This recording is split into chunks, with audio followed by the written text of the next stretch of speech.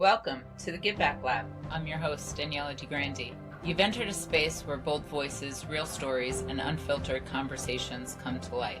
Here in the lab, we're breaking bias, shifting thinking, and exploring the power of giving back through truth, vulnerability, and diverse perspectives. We celebrate diversity of thought and everything beautiful that makes us human. This isn't just talk, it's real, it's raw, and it's exactly the kind of space we need. We're unlearning, relearning, and evolving together. Let's dive in.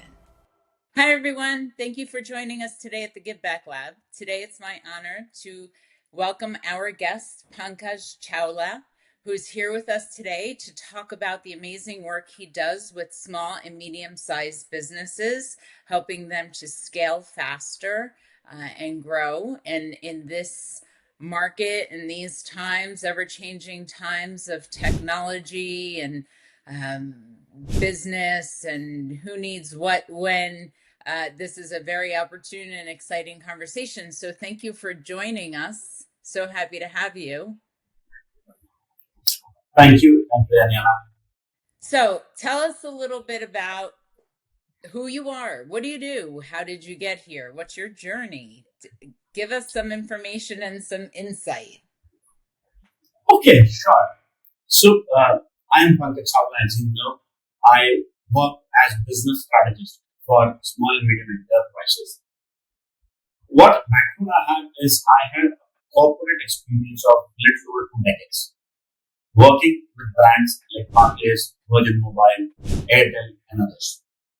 Now, in my journey, I have been in the finance and strategy roles always, working with CXOs to break down strategy into bite-sized pieces and getting it implemented slowly.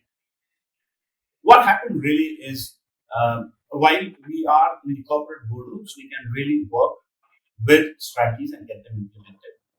But what strikes is how is it that small and medium businesses sustain if they do not have a strategist by the side?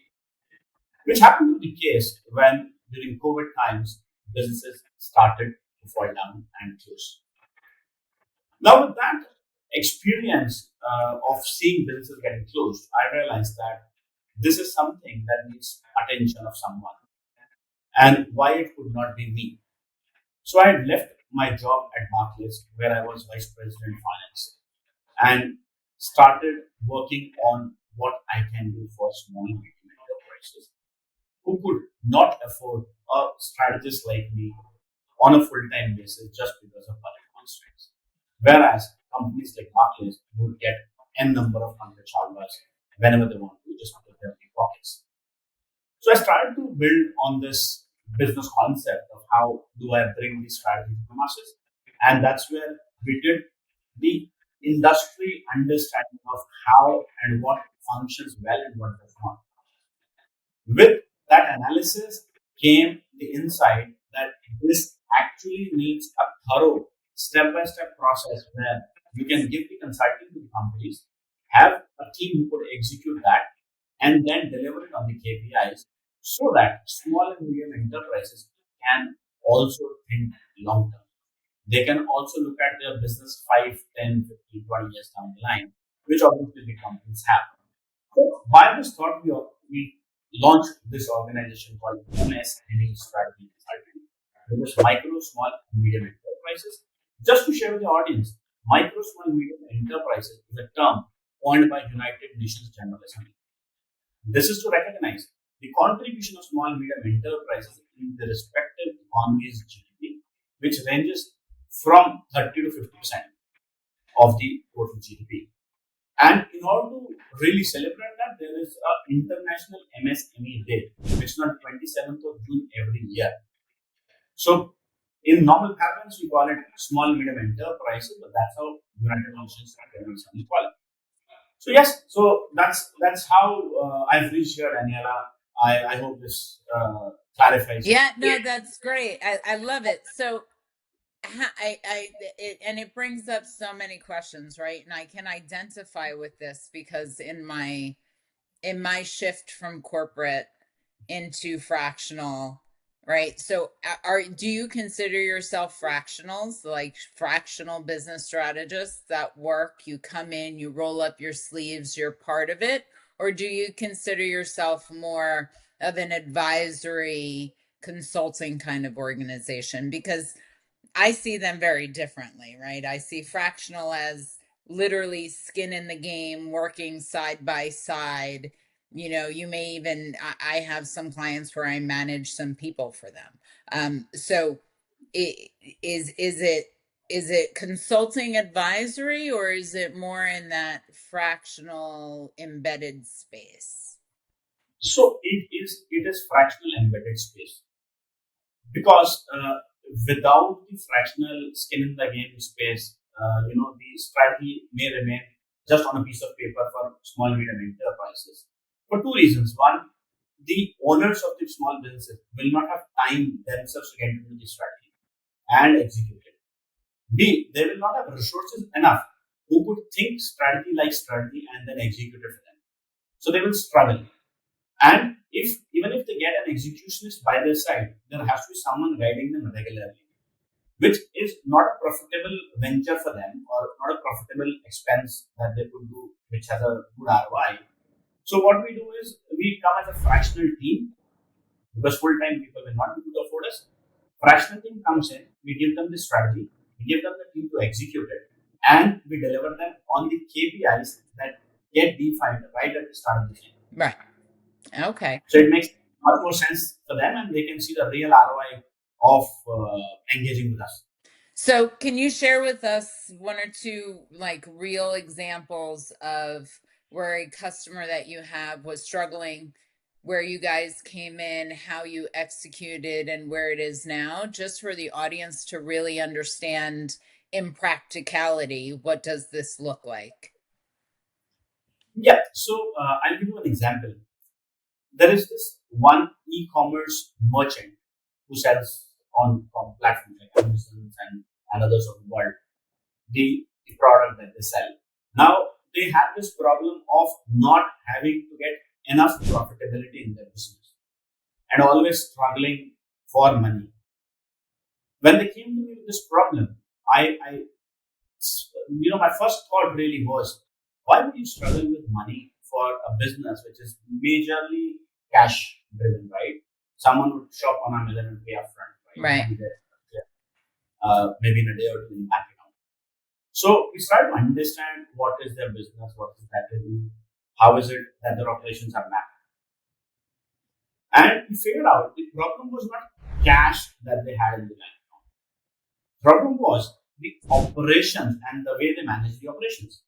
There was a lot of slack, there was a lot of wastage, the inventory process was not fine, the way in which the sales should be recorded, orders should be fulfilled, the way the payments have to be made to the vendors for the purchases that they do. Everything was just happening by the experience and the way someone in their team members would think it should happen. Now that's where the problem lied. So we sat with them, we did the entire diagnosis, which is where this came out from. And we said that we need to fix two things for you.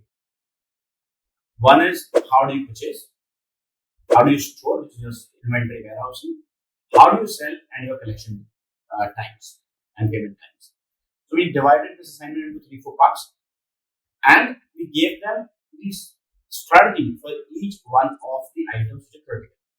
And we said, now here is the laid out strategy. Do you want to implement it yourself, or you want us to implement it? Because they had loads on their plate with the good giant e-commerce. They said, okay, we want you to do it.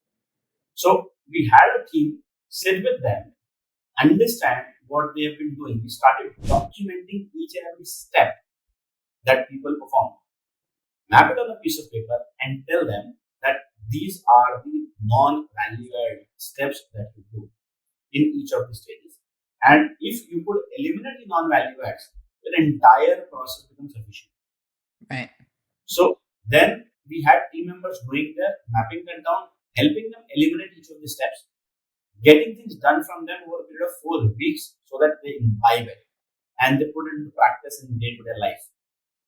And when we observed that over a period of 3 months, we realized that the efficiencies increased by 30%.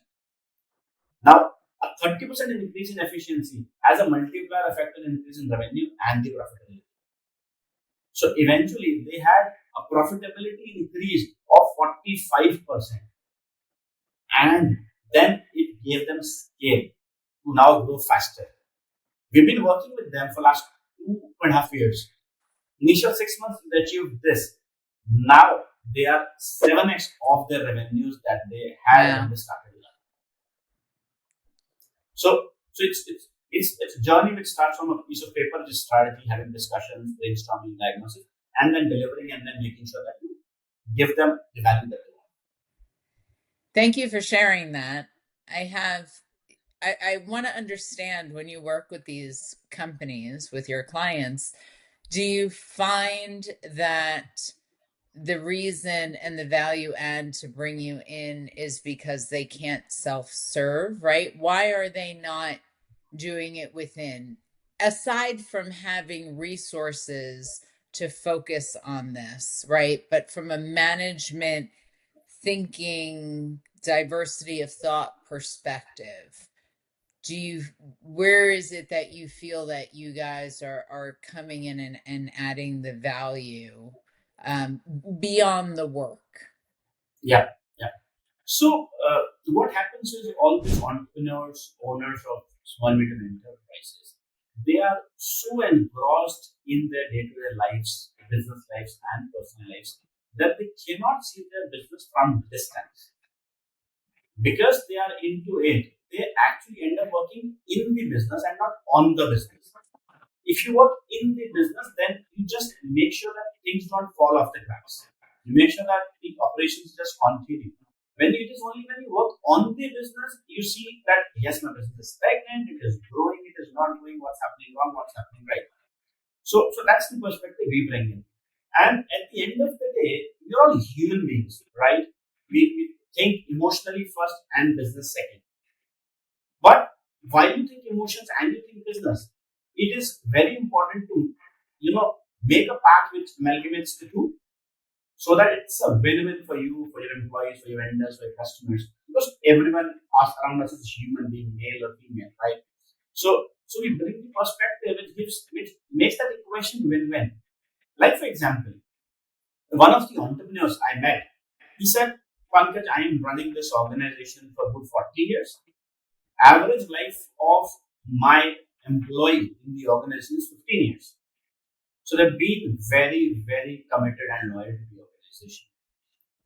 But I am seeing that I am not going beyond a number. So I want to grow there. How is it that you could help me?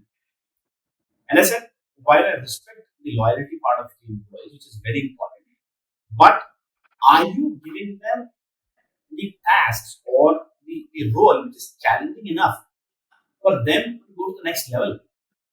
Right. Or they are doing the same role for the last 15 years, all their life. If they have been doing this, they have been loyal to you, but they are not contributing to their own growth, which means they will not be able to think beyond what they have been doing all their life.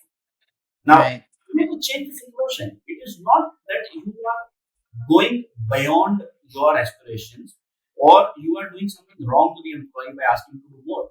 You are just giving him an opportunity to outgrow his own limitations or her own limitations by challenging yourself and the other person to out of the comfort zone.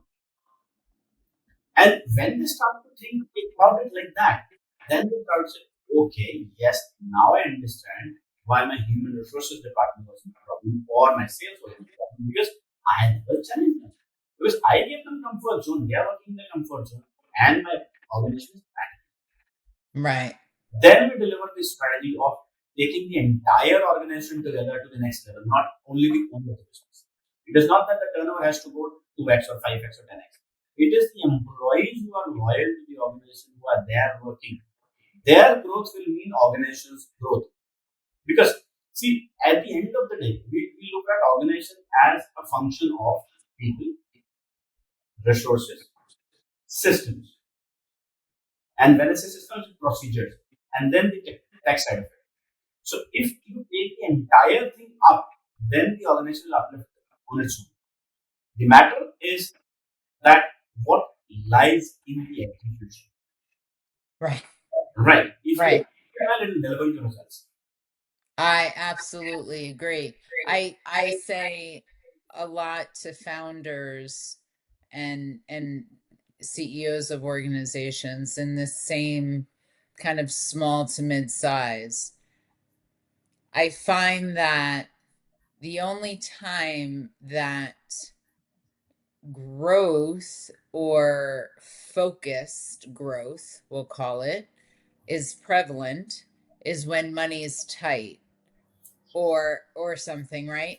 And then there happens to be a great sale or an abundance of money or some funding that came in, and suddenly that top level, the CEO, the founder, whatever's appropriate for this business, and they all have different names, suddenly there's an influx of money. And so what happens is those three, four, five things that they've been mulling around on their in their brain on how to drive the business forward, they want to do it all at once, right? And they end up burning a lot of cash.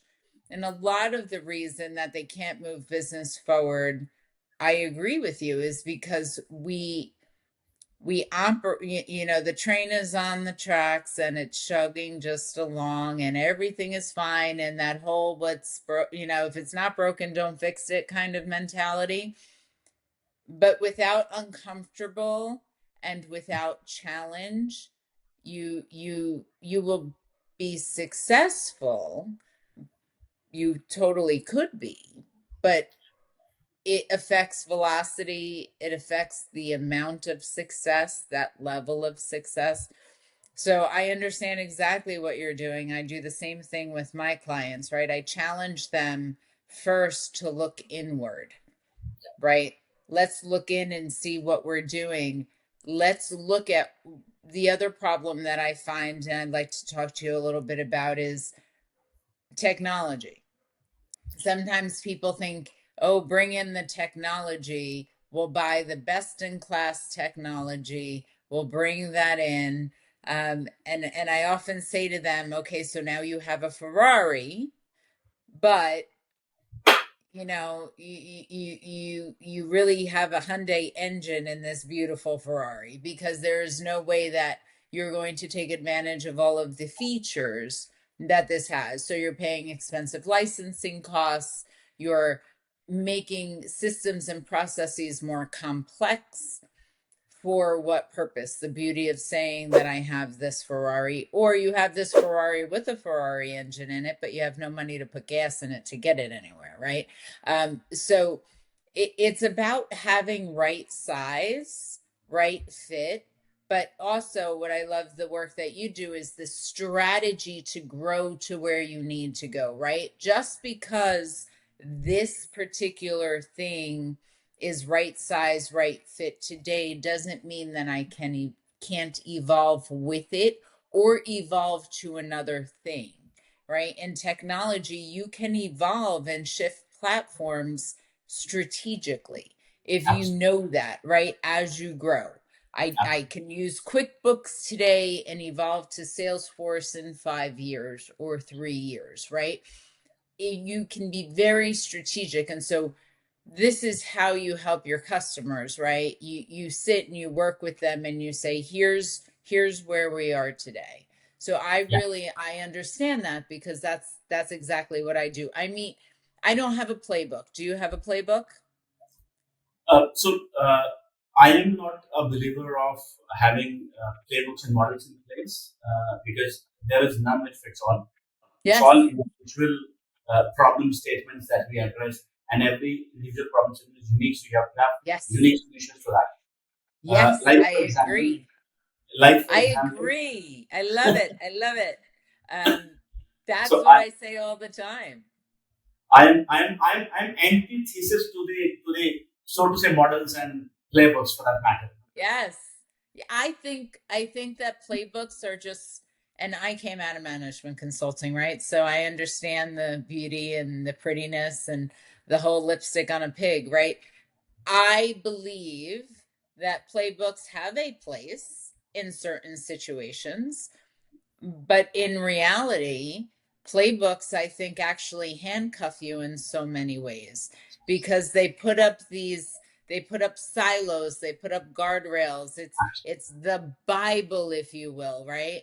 And I'll say, Pankaj, there's no way, because the playbook says, and I am trusting this process. There's no way we can do that this way. The playbook says that I will get to this point if I do these steps. So I'm just going to hammer through them. And yes, you may get to the top. Yeah. But instead of going over the rock, you may have sat there and chiseled a way to walk through it or around it, right? So the journey is so important. Absolutely. And do you find that your partners that you engage with in this business, these owners, these founders, do you find that it takes some convincing, or are they open to your suggestions? Do you find that they are so rooted in their vision That's a that good it one. becomes a difficult conversation? Yeah, so that's a good one. There are challenges when you speak to them. It is difficult for them to come out of their comfort zones. And we've done this in management quite a lot, academically, practically. Change management is difficult. People are not by their very nature prone to change. You have to bring the change to them through strategic means and ways. And one of the best ways to bring that change is to show them the benefit you want to, and let them walk with you side by side, step by step, to make sure that that change is a reality for them. Otherwise, they generally are very averse. So what happens is, what we do is, we not only work with the owners, founders, CEOs, whatever you call, we work with their team members also. Because if the team does not accept change very well, founders' acceptance to change is not going to solve and not going to deliver results. So we do workshops on change management. We talk about what the change is. We ensure that we have people on board with what change we are doing and why we are doing what we are doing and how it would benefit them, not anyone else. Like when you look at technology, it is very important for each one of the people in the organization to understand that technology is a tool. It is not a replacement. It is like holding the knife.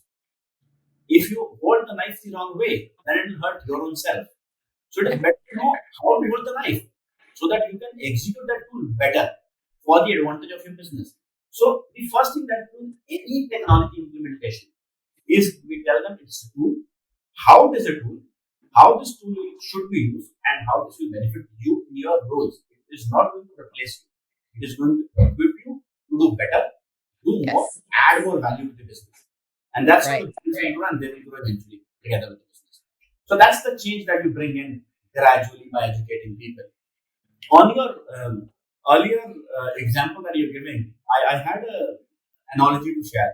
I was having this conversation with one of my clients. He said, Pankaj, I've lost approximately $250K in his business. That's a loss he made. He said 250,000 is too much. And now, with that loss, I need to recover and come back stronger. And it's a approximately 18-month-old story. So first question he asked me, why, after looking at the business, why do you think I made this loss? I said, the first thing is that you had the money and you were experimenting. That's why you could make this. Now, this seems to a very, very simple statement, but this is a very powerful one. If you would have been in this situation where you didn't have the money and you had to build the business from scratch, you would not have made all those mistakes of spending lavishly on anything that came your way, saying, okay, let's do this also and this also. So your wise decisions should come every time, not when you are in scarcity of money or a short of money. So how do you take decisions today should define your future. So whatever is happening today, let's start to make decisions rationally. Why I'm doing what I'm doing? What is the purpose that it fulfills? What is the ROI that it gives me? Then we take a call, yes or no, and then we say, what's the pay. Right. And start working with them gradually on this. And within 18 months, they are now in fairly good position of not recovered the entire money, but they're now profitable. They're able to repay their debts and all of that. So that's another example of why people or businesses make losses. Yeah. I see that a lot. I see the burning of cash unnecessarily. There's and when I ask people why, I get, well, it takes money to make money, right? And yes, sometimes it does. Uh, but I see, when I work with founders and CEOs, I see myself, if anybody said to me, Daniella, what is it that you do? And I'm an executioner, right? In the positive sense. I take the ideas and the visions and I help people execute them.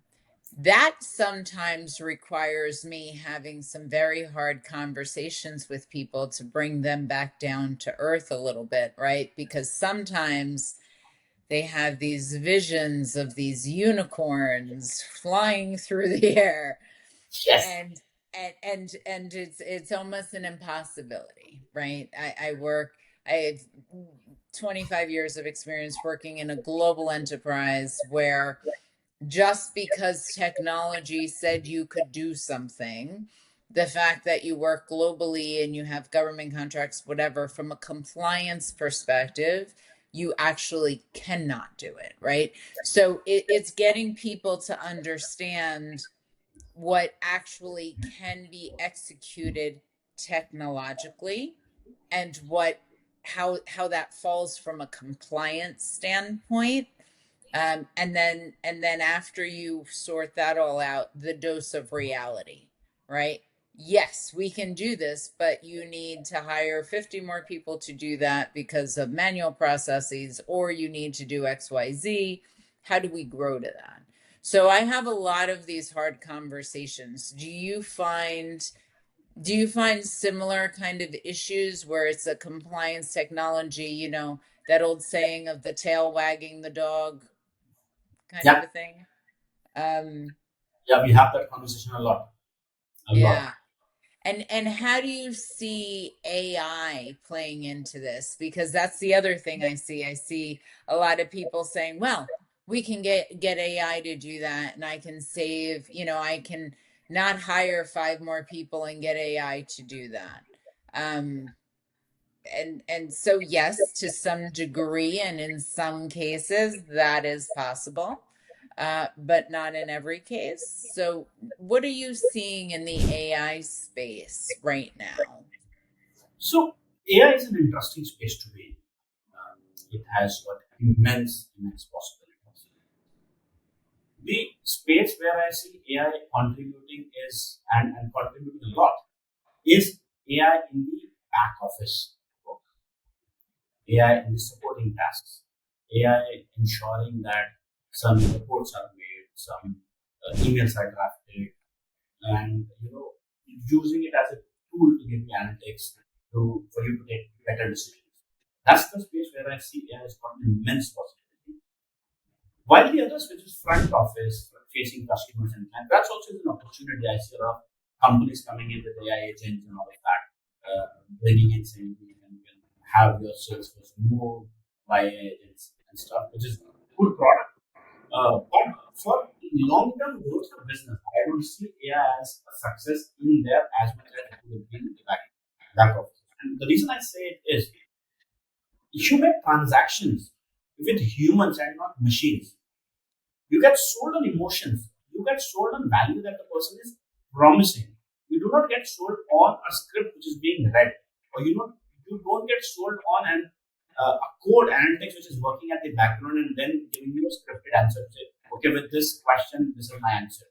You will not form a long-term relationship with that.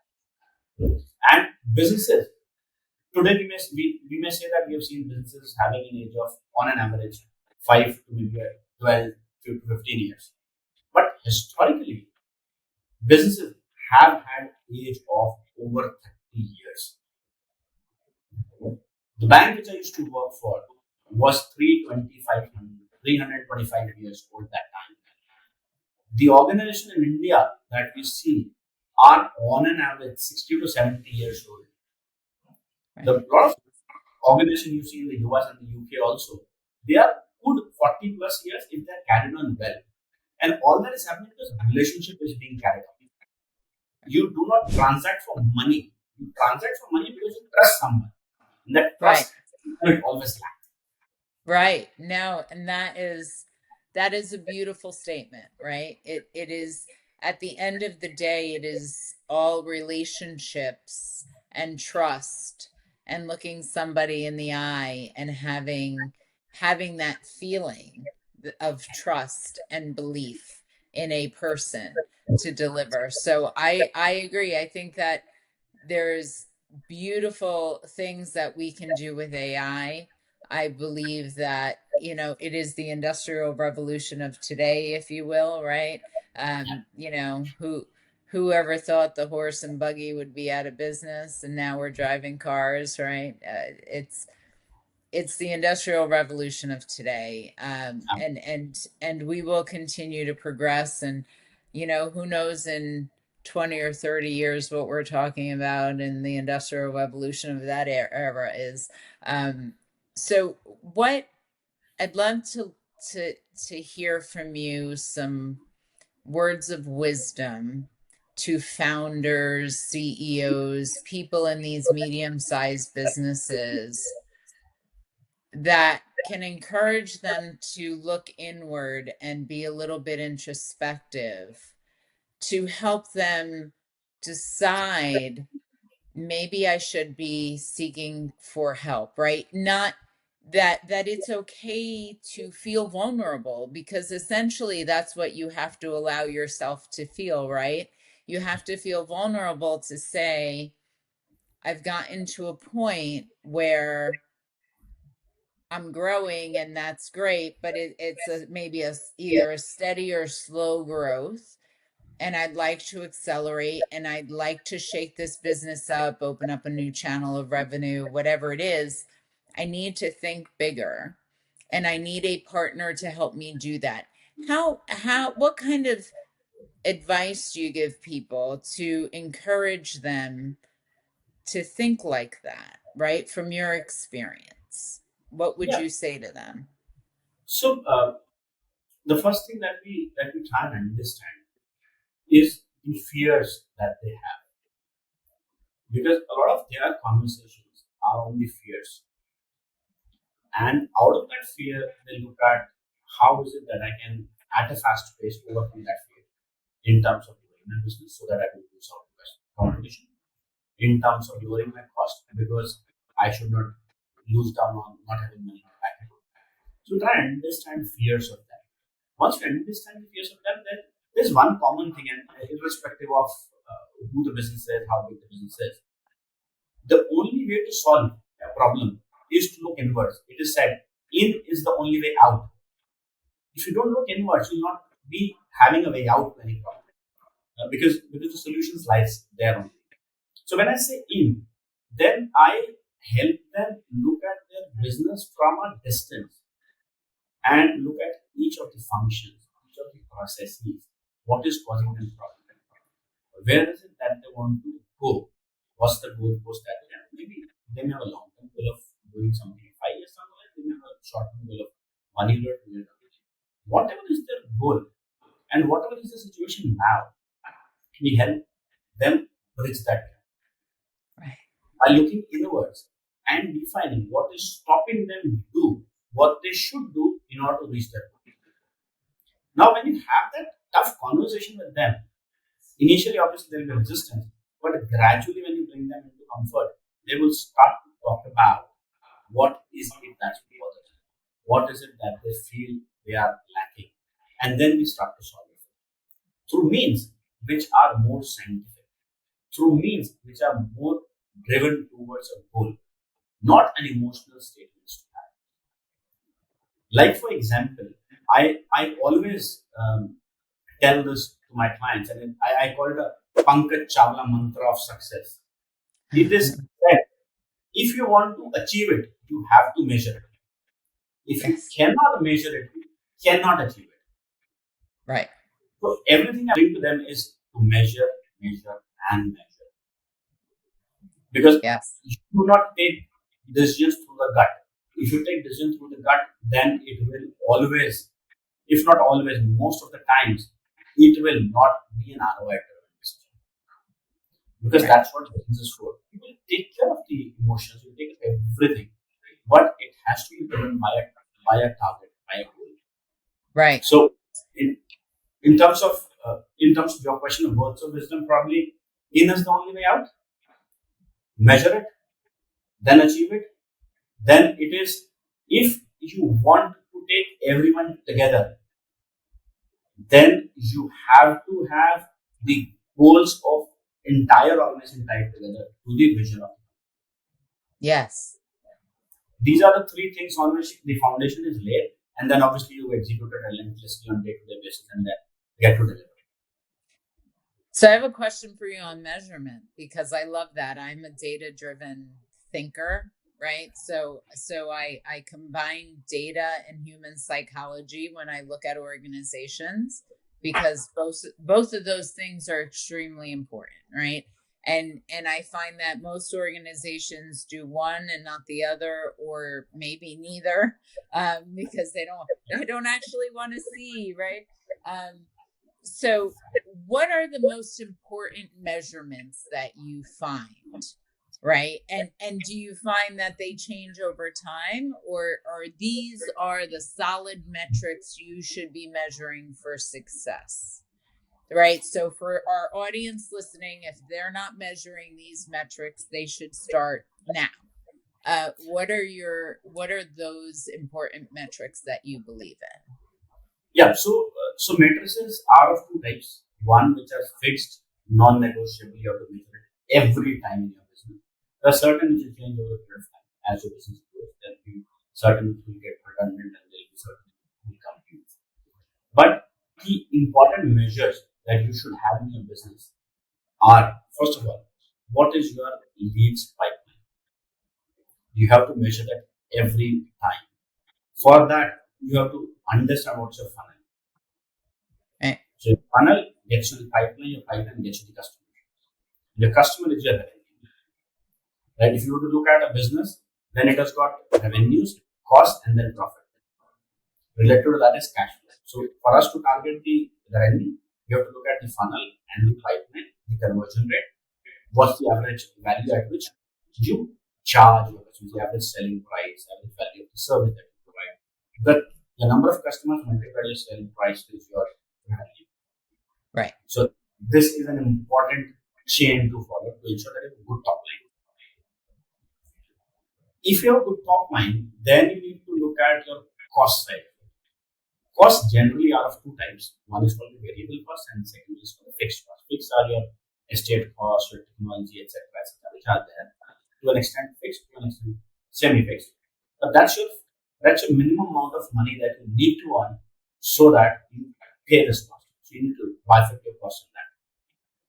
Now, if you are secure to the extent of fixed cost, then a fair amount of problem gets solved. It's important to measure. On the variable cost, you have to figure out what is it that is adding value to my top line. Anything which is adding value to your top line is a relevant variable cost. Anything which is not, you should just cut them off.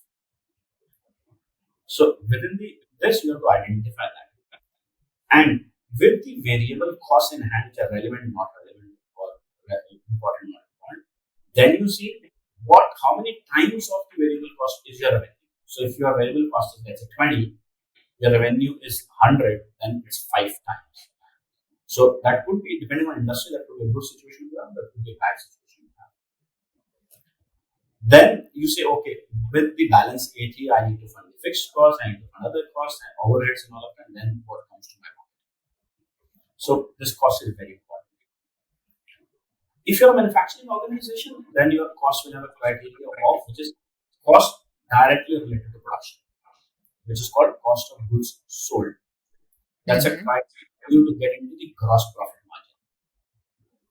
To say, of the $100 that I sell for, my direct cost of production is, let's say, 35, and I'm at a gross profit of 65, so 65% gross profit ratio.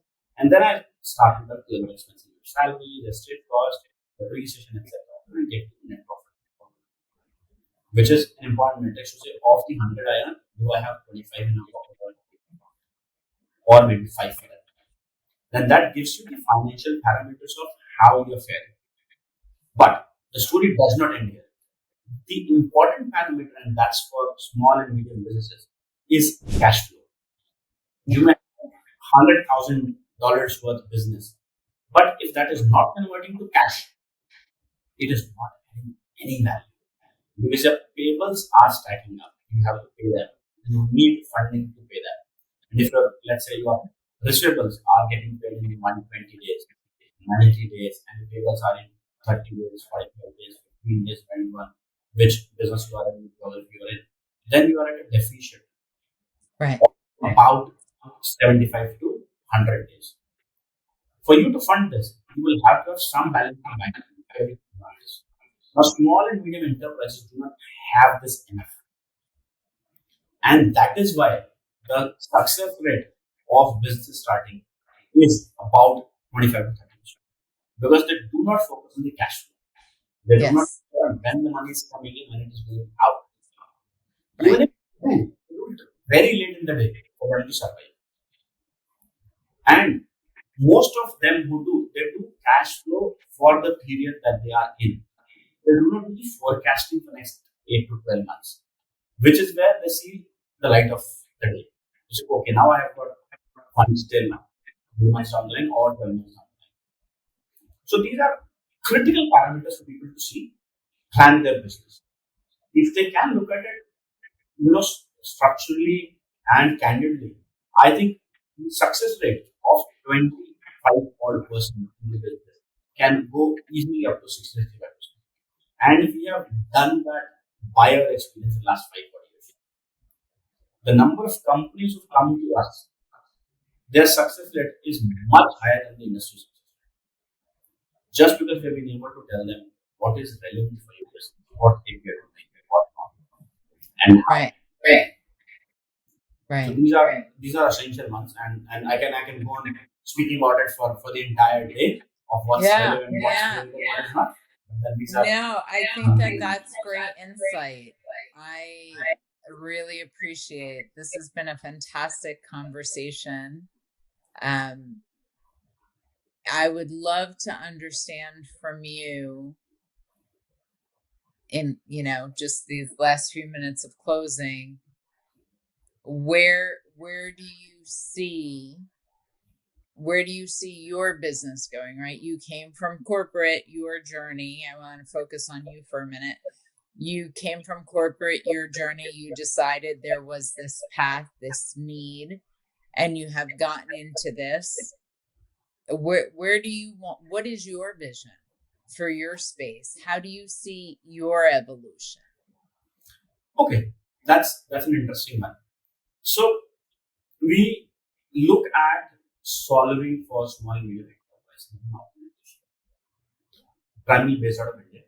But for last about 8 odd months to 10 months, we have looked at problems which small and medium enterprises face internationally. We took 5 geographies: US, UK, Canada, Australia, and UAE, to figure out what are the challenges that the small and medium enterprises in these geographies face. And to no surprise, the challenge was exactly the same as we saw in India.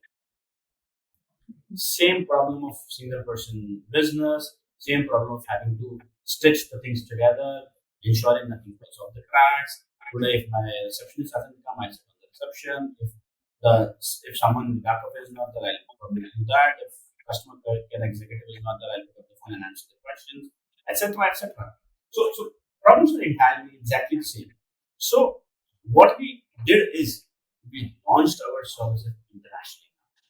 Oh, beautiful. Congratulations. Thank you. We are in the UK, we are in the US, we are in in UAE, we are in Canada, we are in Australia, so people across. And that's the vision, to help maximum number of small medium enterprises across the globe. Geography does not matter to us. What matters to us is there is a small medium enterprise and there is a problem to solve, and we can solve that problem irrespective of where they are located, where we are located. That's vision, because again, it's a relationship which works. So if I can build trust in a person who's probably sitting 1,000 miles away from me through my services, and it can make a positive impact to his or her life, it's worth my effort. Right. That's awesome. Well, congratulations. I think that you are poised to do fantastic things. It has been my pleasure to chat with you today, and I look forward to following your journey. For anybody who is listening, please contact Pankaj through the website or the email address that will be in the description. And we look forward to chatting with you possibly again in the future. I'd love to welcome you back and dive into maybe a case study or something on some specific project that you're doing, especially as AI continues to evolve. I will be speaking and headlining a stage, the AI at Scale stage, in December at the AI Summit in New York City at Javits. So I'm very excited. So anybody who's listening that's there, come visit me there. But I'm very into the AI space and want to understand, how it's impacting and how it's currently embedded and what strategic direction we can go in. As you said, what things can we measure, not just replacement of jobs, but what do those people go do, right? Presumably they could do bigger and better things within your company to help you grow. So congratulations on going international and doing everything that you're doing. It's been my pleasure to have you as a guest. Do you have any closing words for our audience? Yes. So thank you, Daniella, for having me here. It was amazing to have a conversation with you. And I kind of related to your thoughts, what you told about how you work with businesses. And I think I've got a strong human connection with you of the way you look at businesses, the way I look at businesses. And there are a lot of synergies for you and us and your audiences as well. Because as said, we are global, so we can help any geographies. So anyone who's listening this, watching this, if there is anything that both of us can help you on, we'd be happy to help you. So, Yes. yeah, looking forward to working with all of you. Absolutely. Working together is the way to succeed. Thank you so much. I appreciate you. Have a great day, everybody. Thanks for joining us today at the Give Back Lab. Talk to you soon.